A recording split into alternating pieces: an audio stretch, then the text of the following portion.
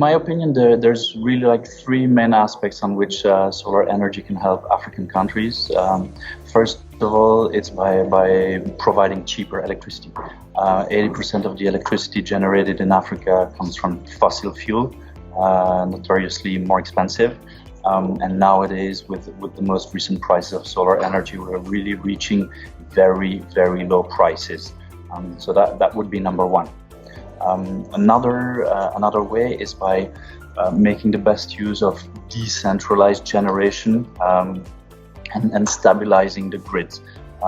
Many countries in Africa have this issue of unstable grids, and by multiplying the solar installations along the grid, it's one possible way to stabilize the energy supply, especially if you think of adding storage capabilities on top of the solar. And then last but not least, electricity access. There's an estimated 800 million people in the world that do not have any access to electricity, and 600 million of those live in Africa. Now, this being said, this is not inevitable, because through the many solar innovations, among which solar home systems or mini grids, it's actually possible to reach those people faster than by extending the traditional national grid, and thus provide them with the basic electricity services thanks to solar energy.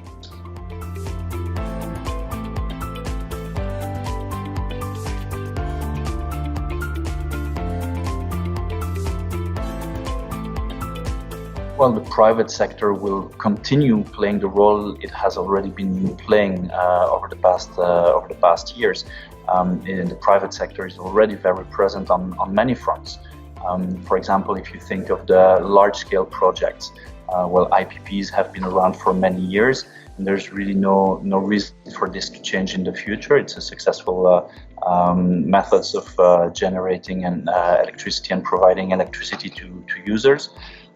IPPs are, however, facing a challenge in the sense that there is a limited number of really large-scale opportunities because of technical limitations of the grid. But again, with the evolution of storage technologies, I expect the private sector to gradually come up with more innovative approaches, and that's really what the private sector is about. They need to come up with solutions. If you look at the CNI segment, commercial and industrial, there not so long ago, an AFSIA member, Empower New Energy, released a study identifying that solar energy through standalone installation is already cost competitive with the grid in roughly 15 African countries. So in these countries, solar projects can be undertaken fully by the private sector, of course, provided that the appropriate policies are present in the country to allow for such installations. But there it could also be driven purely by the private sector. And then last thing, solar home systems and mini grids. There also the private sector has been playing a crucial role for the past decade, coming up with a very innovative type of solution, direct current-based solutions, providing these solutions to the 600 million Africans who do not have electricity access, like I mentioned before. And every day they are coming up with new projects, new solutions to bring electricity to more people. So private sector is already very active, and it will continue to be so.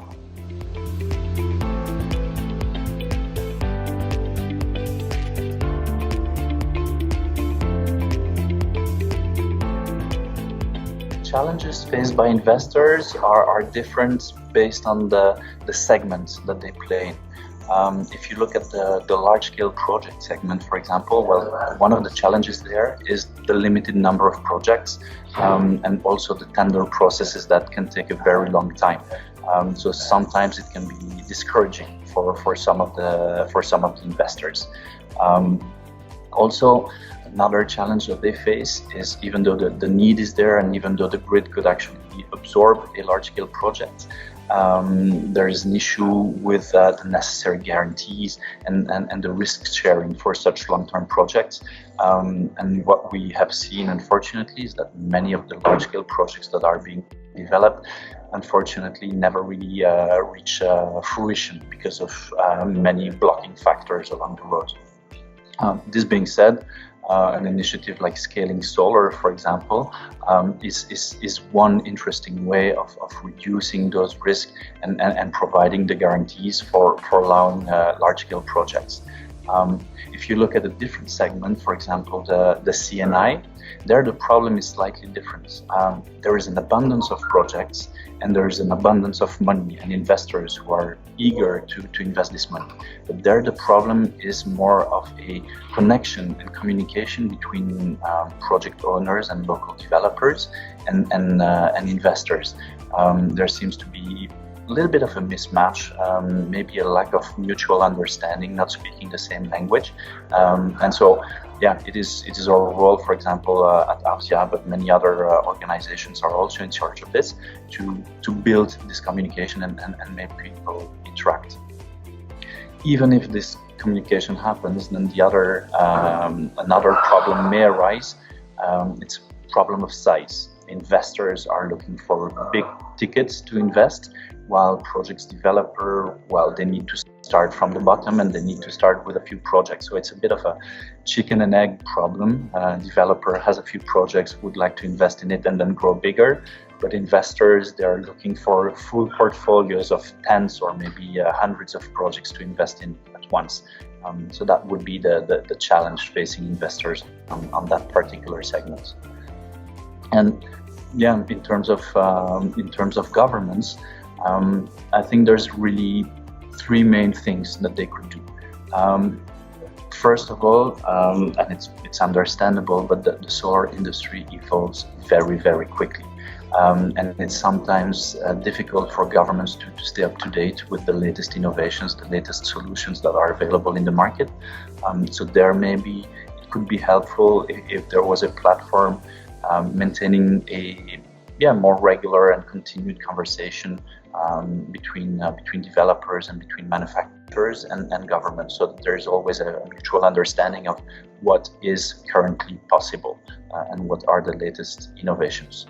Second thing, which I believe could be very helpful, is if governments would make some limited amounts of local currency financing available for local developers.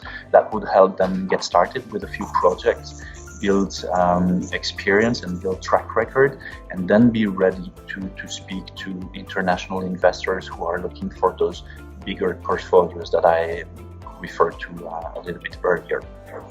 And then final thoughts, which I believe could definitely help professionalize the industry, is if local governments were to think about ways to bring a bit more standardization, training and certification of the local players.